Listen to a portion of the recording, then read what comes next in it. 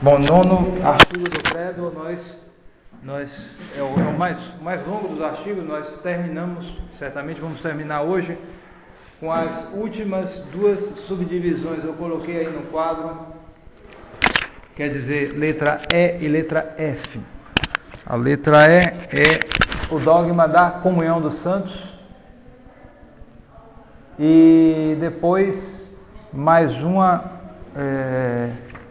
subdivisão a respeito dos que estão fora da comunhão dos santos, os que estão fora da igreja. Pergunta de número 214, que nos ensina o nono artigo do credo com aquelas palavras, na comunhão dos santos. Nesse nono artigo ensina-nos que na igreja, pela íntima união que existe entre todos os seus membros, são comuns os bens espirituais, tanto os internos como os externos que lhe pertencem. Quais são na igreja os bens comuns internos? Os bens comuns internos da igreja são, está aí no quadro, a graça que se recebe nos sacramentos, a fé, a esperança, a caridade, os merecimentos infinitos de Jesus Cristo, os merecimentos superabundantes da Santíssima Virgem e dos santos, e o fruto de todas as boas obras que na mesma igreja se fazem. Pergunta de número 216. Quais são os bens externos comuns na igreja? Os bens externos comuns na igreja são os sacramentos, o santo sacrifício da missa, as orações públicas, as funções religiosas e todas as outras práticas exteriores que unem entre si os fiéis. Então, você tem aqui bens internos e bens externos. A diferença justamente é que os bens internos nós não vemos, não são vistos. A gente sente os efeitos, mas nós não vemos. Eu estava explicando hoje na pregação que a graça de Deus é invisível, ela é sobrenatural. Nós não podemos constatá-la como tal, como a gente constata a existência dessa cadeira, por exemplo. Enquanto que os bens externos, eles são constatáveis, eles são externos. A gente vê, a gente participa sensivelmente das coisas. Então, a graça sobrenatural, a graça habitual, a fé, a esperança, a caridade, as virtudes teologais no caso, e se poderia acrescentar também as virtudes cardeais, os méritos de nosso Senhor Jesus Cristo, de Nossa Senhora, dos santos, o fruto das boas obras. Quando uma pessoa reza por nós podemos obter quantos filhos não obtiveram sua conversão pelas orações de uma mãe? Pode ser, pode acontecer. Em união a Nosso Senhor, essa mãe, ou essa irmã, ou essa avó, ou essa filha, rezou por ele e obteve de Nosso Senhor a graça da conversão. Então o que é isso? A comunhão dos santos. A graça vem por intermediários. E essa intermediação faz com que, faz a união. Se eu estou rezando por alguém, estabelece-se um vínculo de amizade, de união, entre o que reza e por quem o outro reza, etc. As orações que se fazem, a graça de Deus, ela circula, é como uma seiva invisível que vai entre os membros.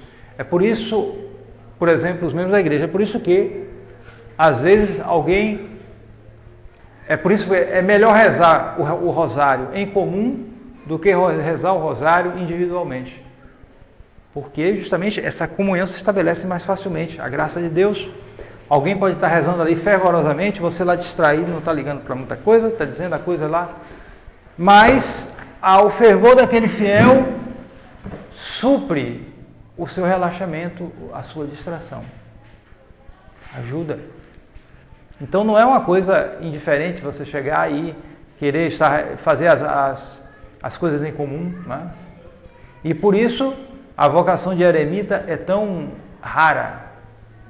O eremita, em geral, ele tem que passar muito tempo, muita formação, em geral, só por algum tempo. Em geral, a vida que se desenvolveu mais na igreja foi a cenobítica, a comunitária. O monge, se diz um homem isolado, tudo mais, ele tem uma vida de comunidade. Às vezes ele tem mais comunidade do que muita gente no mundo. Nesse mundo por aí, que cada um, você está na multidão, mas cada um isolado. Então esse aspecto comunitário, sem nenhuma significação de teologia libertar, não tem nada a ver com isso. É o amor próximo que ele tem, né? Faz a comunidade. Isso aí faz parte da igreja mesmo, da vida da igreja.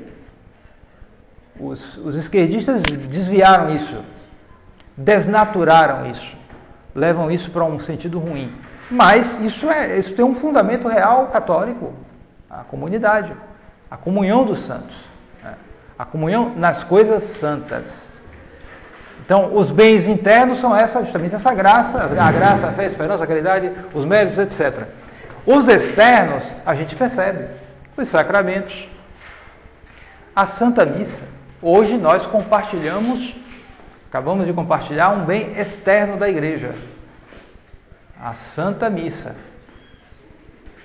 Claro que uma Santa Missa a gente pode celebrar, um padre pode celebrar sozinho a Santa Missa, tem um valor infinito dos méritos do Nosso Senhor. Sim, claro, é verdade. Mas é verdade também que uma Santa Missa assistida pela comunidade faz um bem também.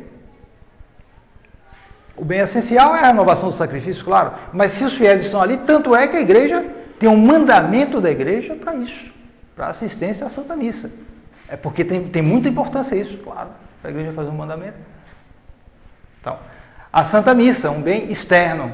A graça vem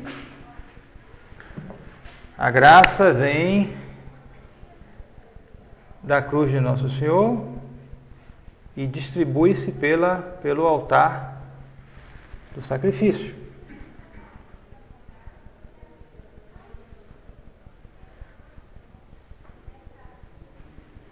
Distribui-se para os fiéis que assistem à missa.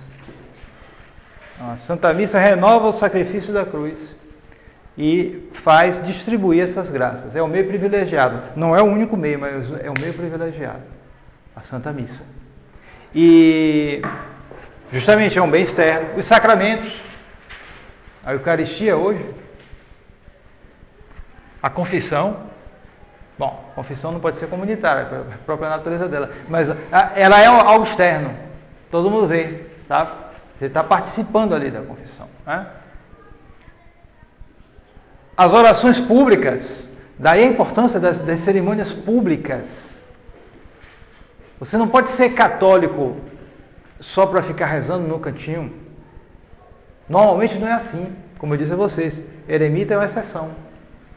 Vocação de eremita é uma exceção. Normalmente o povo é para estar assim, eles em grupos, em sociedades, assim, da natureza humana. Então, Nosso Senhor santifica isso.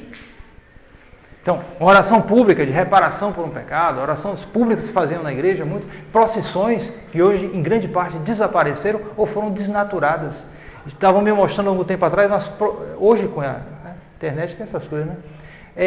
Procissão de Corpus Christi da década de 30 na França.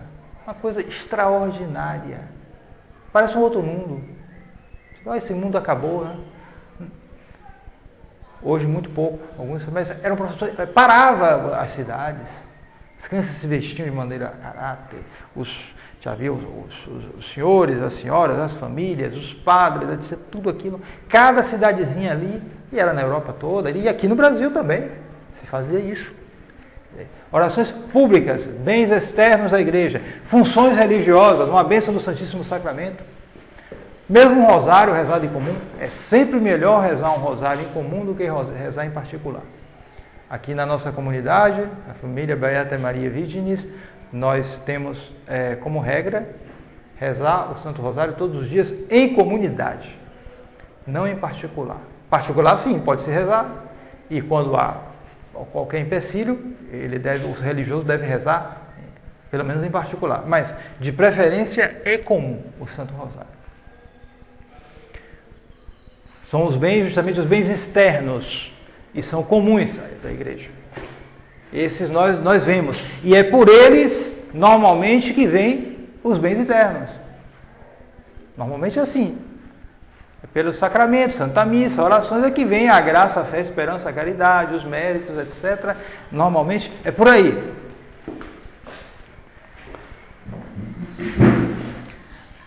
Nesta comunhão de bens entram todos os filhos da igreja? Resposta: na comunhão dos bens internos entram somente os cristãos que estão na graça de Deus. Os que estão em pecado mortal não participam de todos estes bens. Por que não participam de todos esses bens aqueles que estão em pecado mortal? Porque é a graça de Deus, vida sobrenatural da alma, que une os fiéis a Deus e a Jesus Cristo como seus membros vivos e os torna capazes de fazer obras meritórias para a vida eterna. E porque aqueles que se encontram em estado de pecado mortal, não tendo a graça de Deus, estão excluídos da comunhão perfeita dos bens espirituais e não podem fazer obras meritórias para a vida eterna. Pergunta de número 219. Então, os cristãos que estão em pecado mortal não tiram proveito nenhum dos bens internos e espirituais da igreja? Os cristãos que estão em pecado mortal tiram ainda assim algum proveito dos bens internos e espirituais da igreja, porque conservam o caráter de cristãos, que é indelével, e a virtude da fé, que é a raiz de toda justificação. Por isso são auxiliados pelas orações e boas obras dos fiéis, para obterem a graça da conversão. Pergunta de número 220. Os que estão em pecado mortal podem participar dos bens externos da igreja? Os que estão em pecado mortal podem participar dos bens externos da igreja, contanto que não estejam separados da mesma igreja pela excomunhão. A gente verá depois que no final a gente vai explicar um pouquinho a excomunhão. Essa pena terrível que a igreja pode aplicar em certos casos, né? E a gente vai entender melhor justamente vendo isso aqui, quer dizer, o pecador, justamente, o que ocorre?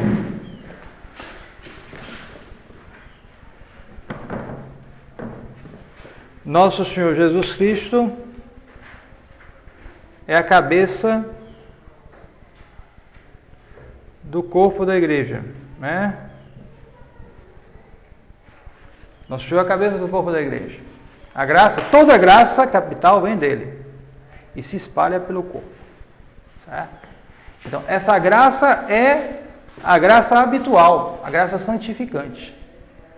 Então, cada membro do corpo místico recebe essa vida de nosso Senhor Jesus Cristo, que vem através de Nossa Senhora também, que é mediadora de todas as graças. Então, se alguém recebe a mesma vida, a mesma participação dessa vida sobrenatural, que é a própria vida divina de Nosso Senhor, eles estarão forçosamente também unidos entre eles e comunicarão esses bens. Então, se esse cristão aqui, X, esse cristão aqui, Y, ambos estão na graça de Deus, ambos recebem de nosso Senhor Jesus Cristo as graças, méritos, tudo isso aqui que a gente explicou. Então, esse cristão X pode rezar por esse cristão Y e pode obter graças para ele também. Não há união mais profunda do que essa. Uma união de natureza espiritual. Porém, se esse cristão Y aqui cair em pecado mortal, ele perdeu a vida da alma. Então, ele já não recebe esse influxo com a plenitude que ele recebia antes. No entanto, ele recebe alguma coisa, pode receber alguma coisa. Justamente porque, embora em pecado mortal, embora tendo perdido a vida da graça, ele é como aquela sandalinha que está na imagem de Nossa Senhora do Perpétuo Socorro. Ela está ligada só com um pouquinho no pé de Nosso Senhor, pela correia, está quase caindo. Ela não caiu ainda. É como se fosse a pessoa em pecado. Ela está separada, mas ela não caiu completamente, porque ela não morreu, não foi para o inferno ainda. E tem o sinal indelével, né? Justamente, o que resta para ela? Resta o caráter de batizado, o batismo, não só o batismo, mas também a confirmação e a ordem, ela imprime caráter. Quer dizer, é um sinal espiritual indelével.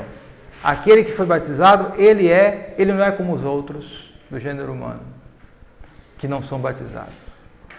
Ele será assim por toda a eternidade. Mesmo que ele se perca, ele conservará aquele sinal. Então, depois da vida, depois da morte, se ele se perder, vai ser um tormento aquele sinal. Mas enquanto ele está aqui, é a correiazinha da sandália. Ele tem mais oportunidade do que o outro que não teve nada. É uma coisa misteriosa. Essas marcas espirituais que ficam.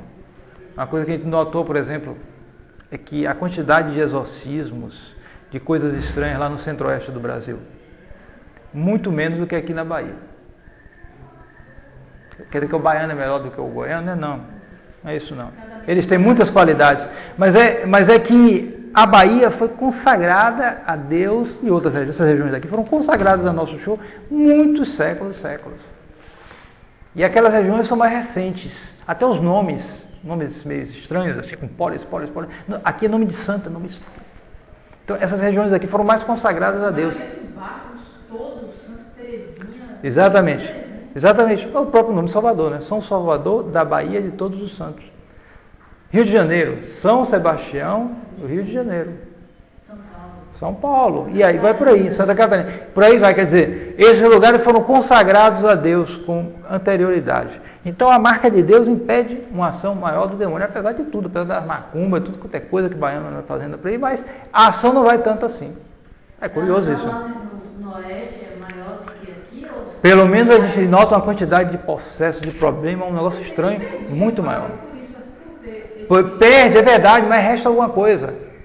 É como o pecador, estou fazendo uma analogia. O pecador faz tanta coisa errada, se ele morrer, vai para o inferno daquele jeito que ele está. Mas enquanto ele está aqui nessa vida, ele tem a oportunidade maior do que um sujeito que não teve nada. Em princípio, igualdade de condição, ele tem mais condição de se converter. Por quê? Porque ele aproveita justamente esse restinho que ainda, né, o que restou ainda, ele é um membro morto. Mas é um membro. Certo? Ele tem ainda a fé, se ele tiver a fé ainda, é uma fé estranha, porque é uma fé morta, mas é algo. Então, as orações que se fazem, santas missas, etc., podem ajudá-lo a se converter. E se ele reza, ele pode rezar alguma coisa, deve rezar, não se deve dizer, está em pecado, ligue para rezar. Não, deve rezar. Mas rezar em pecado deve. Porque pelo menos não aproveita nada para você, não aproveita nada em termos da graça de Deus, do crescimento, porque ele não está na graça de Deus. Mas pode aproveitar para a conversão dele. A Sagrada Escritura diz, não apagar a chama que fumega. Não apague. Tem um restinho, aproveite. Aproveite. Nunca desista. Nunca desista. Então, é isso. Os cristãos que estão em pecado mortal aproveitam ainda alguma coisa dos bens internos. E podem aproveitar dos bens externos. Então, alguém que está em pecado, para quem ir para a missa? Você está em pecado mesmo, vivendo sei lá, vivendo junto, situações até de estado de pecado, como viver junto sem casamento, coisa parecida. Não vá, frequente. Você não vai comungar, claro, mas você deve frequentar. Por quê? Porque eles não estão separados da igreja pela excomunhão. Eles não são excomungados. Eles estão em pecado, mas eles não estão excomungados. Então é bom para não... Porque tem gente que não distingue direito. Excomunhão, pecado, mistura tudo, está excomungado. Não tem nada a ver. Excomunhão é uma outra coisa. E a excomunhão aí que o senhor fala? A gente vai ver. Faz parte dessa excomunhão. Essa questão da excomunhão. É uma subdivisão da excomunhão. A excomunhão, ela separa dos bens externos. Enquanto que o pecado, não. Se a pessoa tem pecado, ele deve frequentar. Às vezes há pessoas que têm uma falsa dialética, que vê, por exemplo, o sujeito lá frequenta a missa, reza, está lá a devoção, ele está fazendo tal. Ele sabe, esse sujeito aí anda uma vida de pecado. Que hipocrisia. Não, pode não ser hipocrisia. Cuidado. De repente ele se salva e a gente... Exatamente, porque ele está falando e você pede. Não, atenção. Ele tá em pecado, ninguém vai negar o pecado. Ele está em pecado. Mas ele está fazendo bem da igreja. Quem sabe você não está lá pedindo todo dia, meu Deus, me tire desse vício que ele, sei lá, qualquer coisa que ele tem lá, me tire desse vício, me tire. Ele cai no vício, ele vai na igreja. Então o senhor pode levar em conta. Você também foi batizado, nem teve oportunidade. Eu sei, mas o fato é que não se deve desaconselhar pessoas que têm uma vida errada, mas se ele está na igreja, a Santa Missa é um ato público. Se ele vai, respeita as coisas, ele está lá, não tem por que afastar. O que torna a hipocrisia é que está pecando, porque ele está cuidando da vida dos outros, ele vai cuidar da sua. Justamente, o outro pode até estar desse jeito, porque está cuidando, está olhando para o outro, esse espírito um tanto fariseu, que invade às vezes, pessoas, às vezes, valor tudo. Tem que tomar cuidado com isso. Então, se a pessoa tem pecado, pecado é pecado. Ninguém vai dizer que ele está bom porque ele está na igreja, não é isso. Se ele vê, constata que há situação de pecado, que a pessoa está nessa situação de pecado, você reze por ele, ponto final. Você não vai negar o pecado se você está vendo.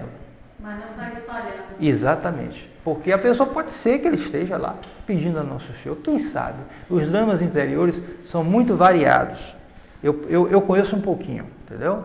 Não é para me gabar, não, mas pela situação própria a gente conhece um pouquinho essas coisas. Assim como a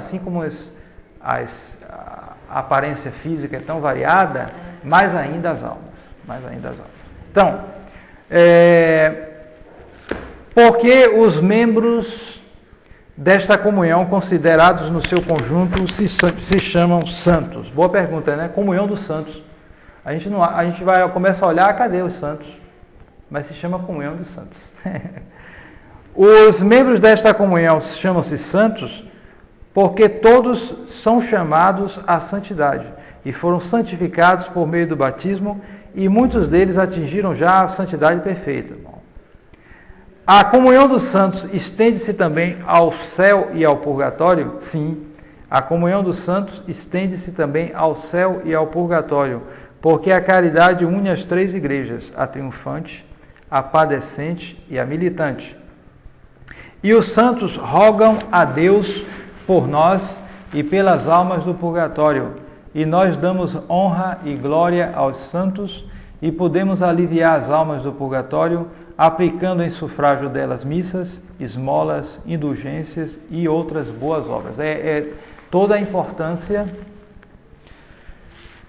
dessas boas obras, dessas indulgências, que foi realmente o motivo inicial, o pretexto inicial para a revolta protestante, porque o dominicano Jean Tetzel foi pregar as indulgências para a construção da igreja de São Pedro, e Lutero, inclusive, previu que essa igreja nunca seria construída. E está lá a igreja até hoje, né? Justamente a Catedral de São Pedro ia ser a reconstrução, foi no século XVI, e ele se levantou contra essas indulgências. Né? De fato, toda essa importância das indulgências que podem ser aplicadas pelos vivos, mas também pelos falecidos. Eu não entendi essa parte das indulgências que ele está... É o seguinte, o Papa Leão X proclamou indulgências que seriam concedidas por ocasião de esmolas que se dessem para a construção da Catedral de São Pedro, a nova, essa que está hoje lá. Então, na região lá de Lutero, quem foi pregar foi um dominicano, Jean Tetzel, que agiu corretamente as coisas dele. Bom, alguns abusos havia, né? Mas ele agiu corretamente. Então foi nessa ocasião que Lutero se levantou contra as indulgências.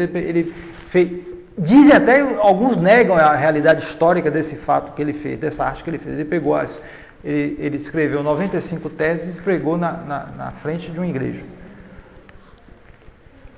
E aí começou a agitação protestante a partir disso. Porque começaram a ir contra, entraram em discussão, e aí a revolta protestante começou a partir daí. De fato, havia toda uma teologia, uma falsa teologia de Lutero, que tinha como consequência lógica a negação das indulgências, já que as boas obras para Lutero não valia nada, só valia a fé. Para Lutero, se você tivesse confiança na não imputação dos seus pecados, na não atribuição dos seus pecados por Jesus Cristo, você estava salvo. Acabou. Porque os seus pecados estão em você, do mesmo jeito, não tem jeito. Você é sempre pecador. O pecado original para Lutero destruiu a natureza humana. A natureza humana é uma natureza pecadora, ponto final, não tem conversa. Mesmo que você faça as piores penitências, as coisas mais incríveis, você passe a pão e água, você guarde a castidade perfeitíssima, não adianta, você não se salva.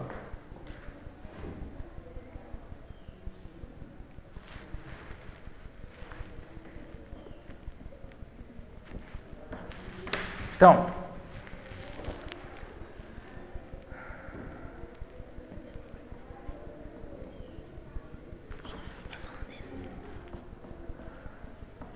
de fato são duas. Essa foi a primeira. Então, de fato, vejamos se eu consigo me lembrar. Lutero, porque eu estava na invasão holandesa. Então, Lutero justamente, ele se levantou, porque a teologia luterana dizia que o homem continuava pecador, mesmo depois do batismo, não mudava. O batismo fazia o seguinte, era como se fosse uma capa que nosso Senhor pusesse nos nossos pecados. Então esses pecados não eram atribuídos a nós. Pronto. Ele cobriu os nossos pecados. Não havia uma ação da graça. Então a única coisa que fazia a gente justificar é a gente ter fé nisso. Se tivesse fé, é por isso que o crente, até hoje ele se chama assim, o crente, ele gosta de dizer, eu tenho fé, eu estou salvo. Eu creio em Jesus Cristo, eu estou salvo. Não adianta as obras. E por isso Lutero pegou a epístola de São Tiago, que dizia, mostra-me a tua fé sem as obras, e eu mostro a minha fé pelas minhas obras. Dizia diametralmente o oposto de Lutero. Aí Lutero disse que ela não era canônica. Tirou da Bíblia dele. É fácil assim, né? Aí tá fácil, né? Não tem... Então, justamente a teologia, o Lutero assim negava as indulgências, porque a indulgência é justamente isso. Você é uma obra que você faz e que pela concessão da Santa Sé tem um valor para tirar a pena temporal dos pecados. A pena temporal devido aos pecados, se você tem as disposições devidas. Então, esses bens, justamente, aproveitam não somente aos que estão aqui na igreja militante, mas também à igreja padecente do purgatório. Você pode aplicar essas indulgências às almas do purgatório. E você tem uma quantidade boa de revelações, de fatos extraordinários, que mostram realmente pessoas que precisam dessas indulgências. Para a conversão de um pecador também, orações, etc. Então, tudo isso são coisas santas. Porque santidade não é só a santidade pessoal, mas é a santidade objetiva das coisas. Uma coisa consagrada a Deus é uma coisa santa. Uma doutrina santa. Sacra doutrina. A teologia é chamada por Santo Tomás de sacra doutrina. Doutrina sagrada. Doutrina santa. Pode ser chamada assim. A história da salvação, a história santa também. Então, existe essa santidade. Então, a igreja, os membros podem ser chamados santos nesse sentido. Porque são chamados à santidade. Todos. Santificados por meio do batismo. Então, a santidade corre entre nós. É só a gente aproveitar, a gente não desprezar. De tal maneira que mesmo que anda em pecado, ainda tem um restinho que ele pode aproveitar, uma correiazinha que ele pode ainda tentar se converter e chegar à santidade. Pode. Todos são chamados à santidade. Não é só religioso, isso, aquilo que se consagrou a Deus, não. Todos, nosso Senhor diz, sede santos como vosso Pai é santo. Então, passamos agora para a F, a última subdivisão, dos que estão fora da igreja. Quem são os que não participam da comunhão dos santos? Os que não participam da comunhão dos santos são, na outra vida, os condenados. E nesta vida, aqueles que não pertencem nem à alma, nem ao corpo da igreja. Quer dizer, aqueles que estão em estado de pecado mortal e se encontram fora da verdadeira igreja. Quem são os que se encontram fora da verdadeira igreja? São os infiéis, pagãos, etc. Judeus, hereges, apóstatas, cismáticos e os excomungados. Quem são os infiéis? Os infiéis são aqueles que não foram batizados e não creem em Jesus Cristo. Seja porque creem e adoram falsas divindades, seja porque, embora admitam o único Deus verdadeiro, não creem em Cristo Messias, no nosso Senhor Jesus Cristo Messias, nem como vindo na pessoa de Jesus Cristo, nem como havendo de vir ainda. Tais são os maometanos e outros semelhantes. Quem são os judeus? Os judeus são aqueles que professam a lei de Moisés, não receberam o batismo, nem creem em Jesus Cristo. Então são infiéis. É uma categoria particular, o judeu. Ele coloca como uma categoria particular. Tanto é que há uma oração para os infiéis, pagani, e há uma só para judeu. Porque o judeu tem um estatuto, digamos assim, único. Ele era o povo escolhido. É a pior das infidelidades que existe. Tanto é que olhamos aqui para o PF de judeus e não faz a genuflexão, há toda uma série de coisas assim, porque há esse aspecto assim, de corrupção óptima e péssima. A corrupção dos melhores é a pior de todas. Pode se rezar pelos judeus. Tem uma santa que ela não rezava. Santa Catarina de Sena mesmo, ela tinha, acho que Santa Catarina de Sena, ela tinha uma repugnância de rezar pelos judeus, né? Sim, tinha uma repugnância, porque realmente às vezes a pessoa fica com repugnância mesmo, porque o judeu tem um ódio particular pelo cristianismo. Ele tem um ódio particular pelo cristianismo. Um ódio assim muito, muito forte. Tanto é que há casos históricos, né? Eles crucificam crianças. Crucificam crianças. Ainda? Hoje eu não sei como é que está. Pode ser que haja casos por aí. Não é impossível. Mas há casos históricos disso, de crucifixão de meninos. Isso aí é histórico. Há casos, vários casos. Né? Rituais estranhos. Toda uma coisa. De 24 a 25, eles passam com jogos, com tudo que é diversão, para não terem relação com a mulher, não conceberem o filho e correr o risco desse filho se tornar cristão, por causa deles saberem que é a comemoração do... Existe o conhecido Taledot Yoshua, uma história de Jesus Cristo que está dentro do Talmud. É uma coisa horrível, são as piores injúrias e blasfêmias que você pode imaginar. E dizem que isso se lê uma vez por ano, acho que é na Semana Santa ou na Semana Santa. Eles leem isso. É um negócio feito contra, de maneira muito direta. Não o pagão que está uma vida lá, não liga para nada, e vem um cristão, que negócio aí, vai ficar com raiva e briga, mas o judeu não, acho que é intencional, uma coisa bem direcionada. É um estatuto bem especial dos judeus. Quem são os hereges?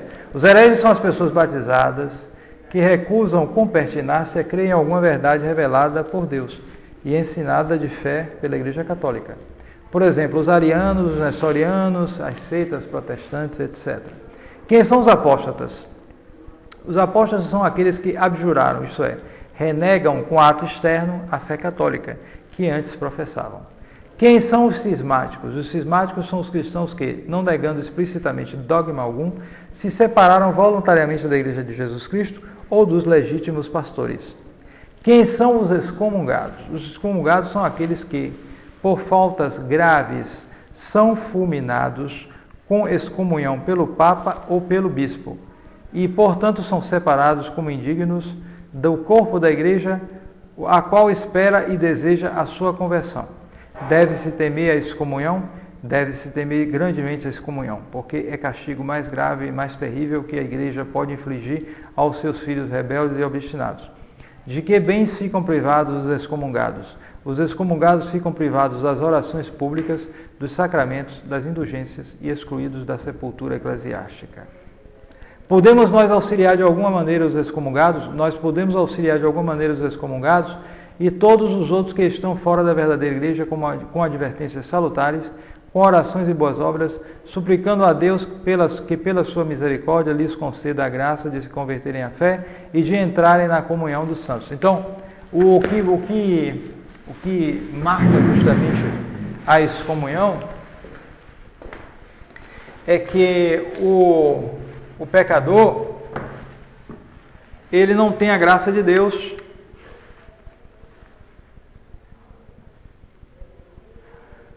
Mas ele pode participar, ele pode ir à Santa Missa,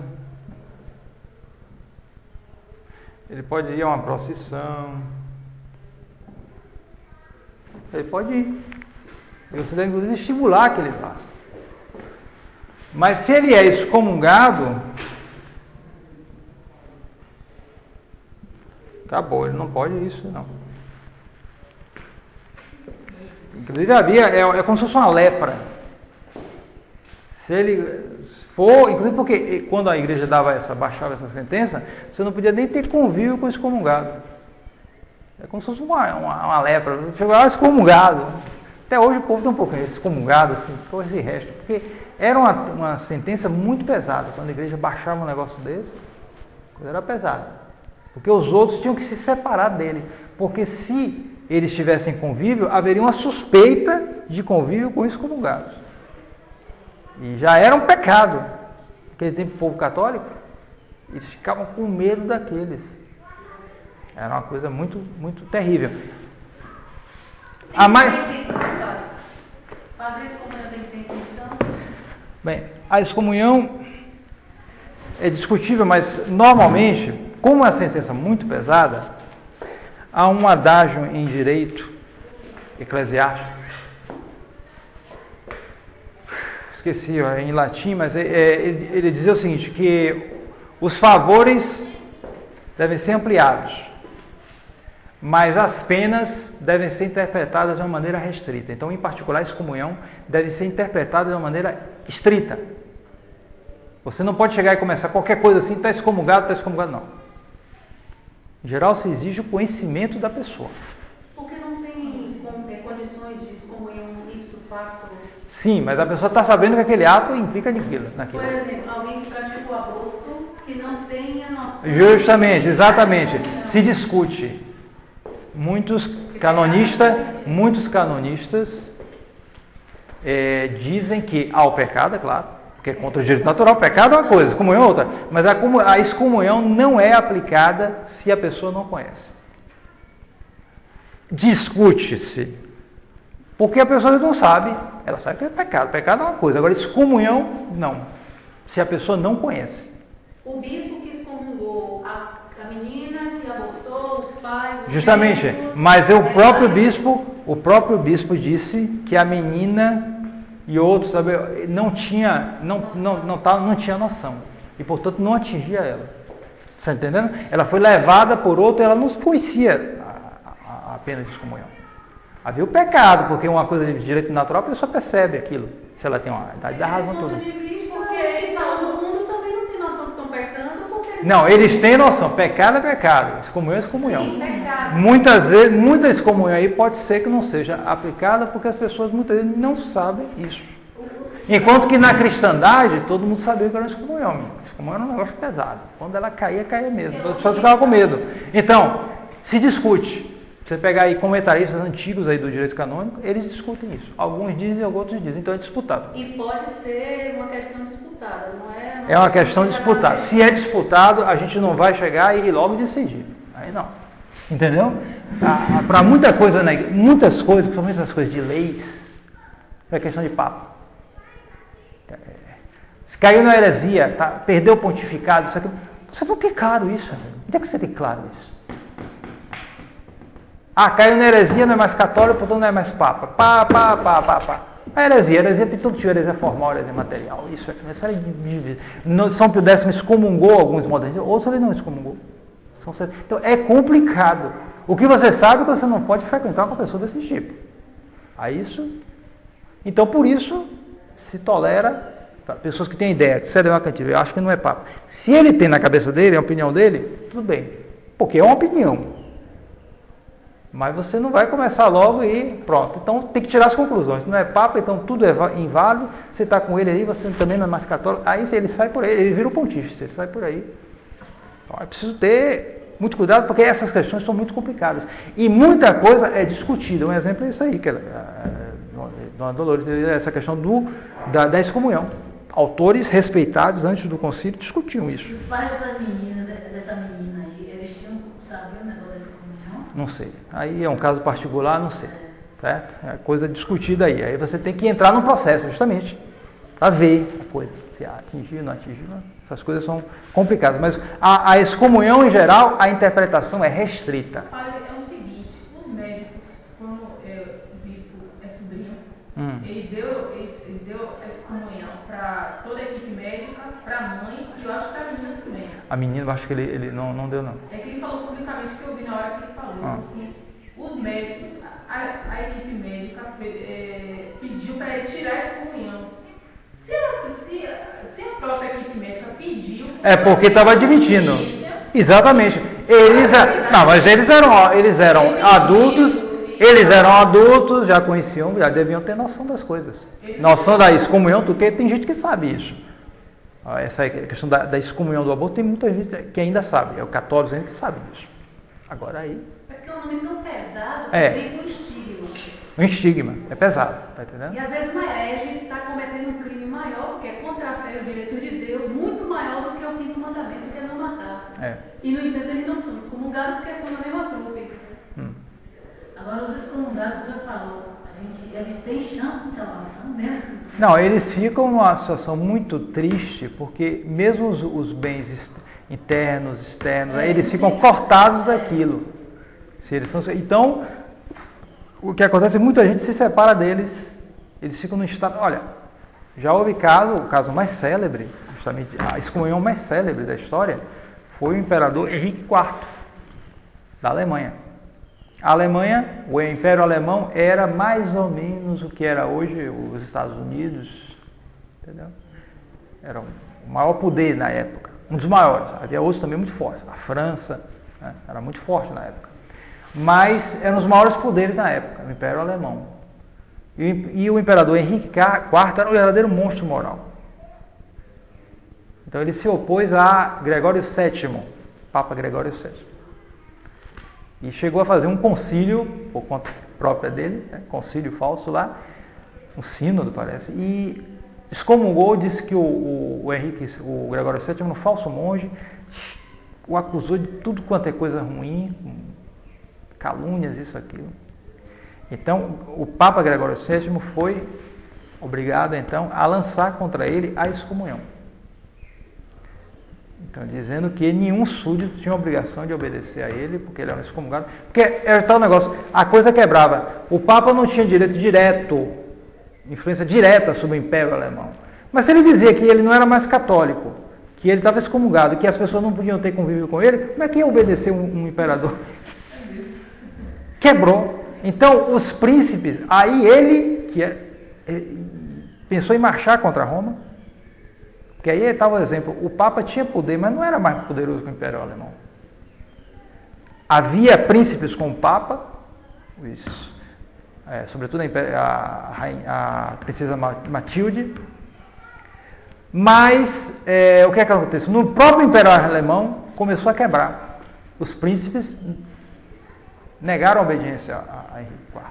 Uma maldição, né? É uma maldição, houve até mortes estranhas, como se fosse ação de Deus mesmo, e houve então esse solene anátema e deposição do imperador Henrique IV.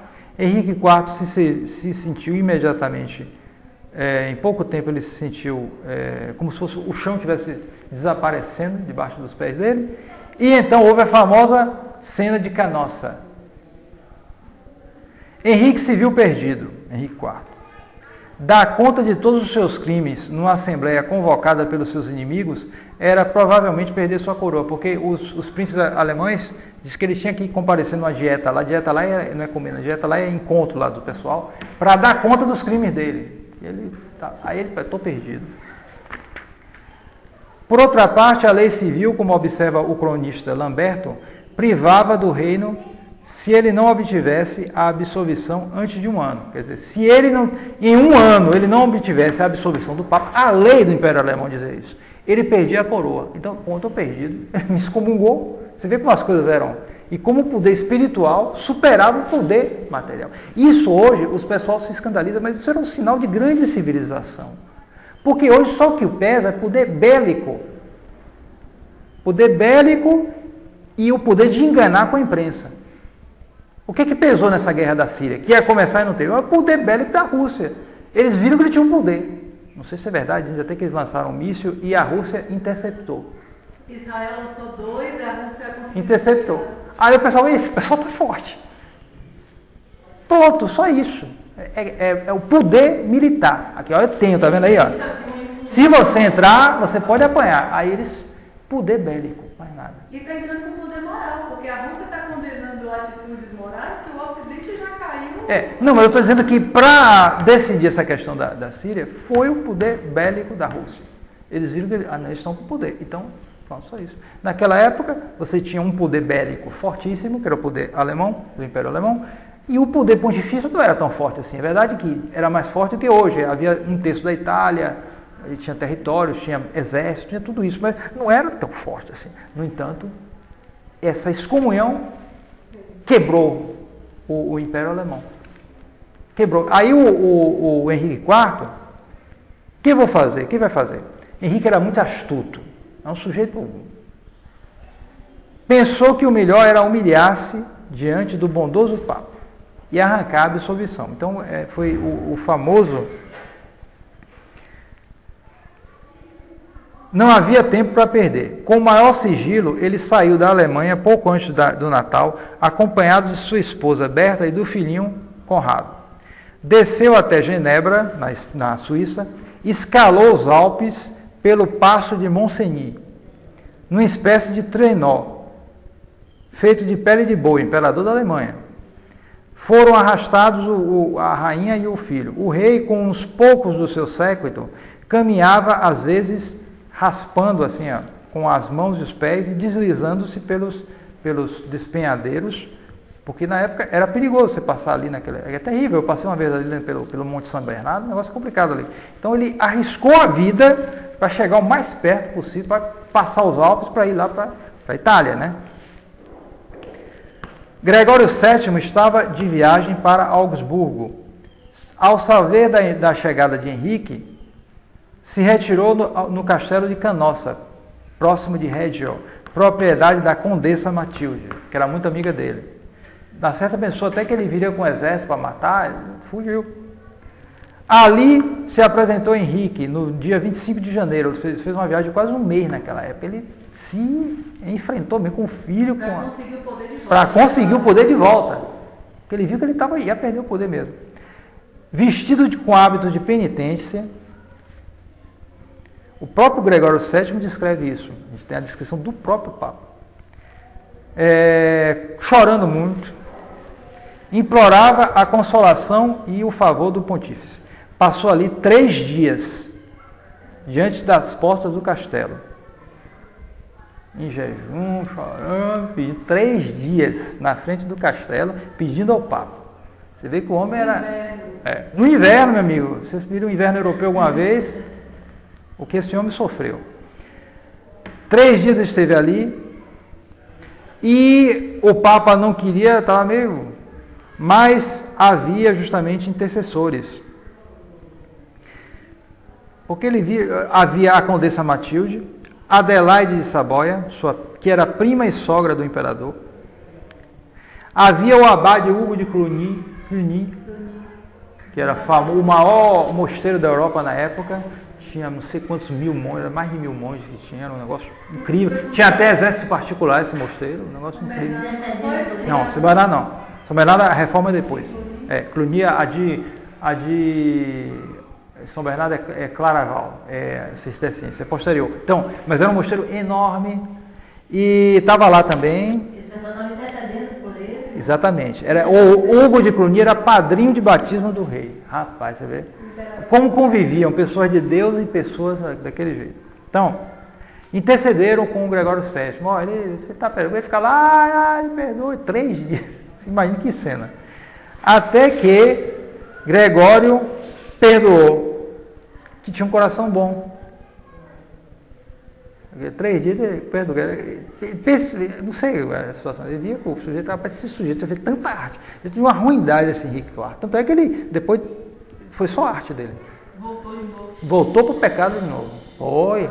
Não era brincadeira não. Então, deu o perdão, recebeu na comunhão, deu a comunhão a ele, deu a comunhão ao monarca, ajoelhado. E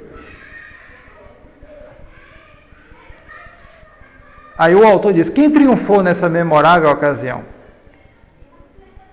O triunfo moral foi do Papa. Porque é evidente, a igreja humilhou o maior poder. Você imagina chegar o Putin, o Obama, para se ajoelhar, para pedir perdão para Francisco, se ajoelhar, passar 3 dias na porta do Vaticano. É um negócio de doido, né? Hoje em dia, mas era isso, os maiores poderes da Terra, e que eram mais poderosos do que o Papa em termos de armas. Mas o poder espiritual humilhou. Realmente foi uma vitória enorme. Mas, é verdade, o Henrique IV deu um golpe de novo.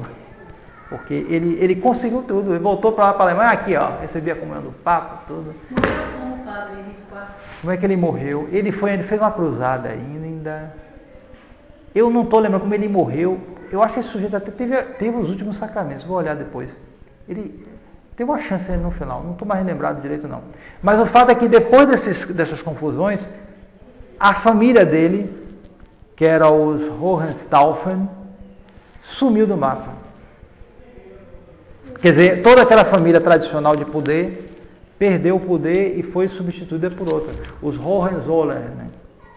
Que só vieram a perder o poder na Primeira Guerra Mundial.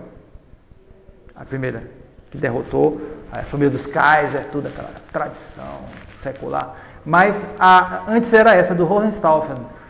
Mas depois dessas artes do Henrique IV, foi como uma maldição. Depois desse aí vai ficar difícil para vocês. Houve desapareceu de certo modo, essa família perdeu o poder depois dessas artes do Henrique IV. Vou verificar, não estou mais lembrado não. Ele voltava, foi tanta arte que esse homem fez. Esse homem era é terrível, esse homem. Foi um dos piores que houve. Imperadores na história foi esse Henrique IV. Mas você vê, quando a excomunhão caiu sobre ele, ele começou a entrar em grandes dificuldades. Tal era o poder da excomunhão que a igreja tinha, justamente como um remédio que ela usava em caso raro, não era para aplicar em qualquer coisa, mas que servia justamente para mostrar essa superioridade, essa importância das coisas de Deus. Então, por isso aqui que o Catecismo diz que nós devemos temer grandemente a excomunhão.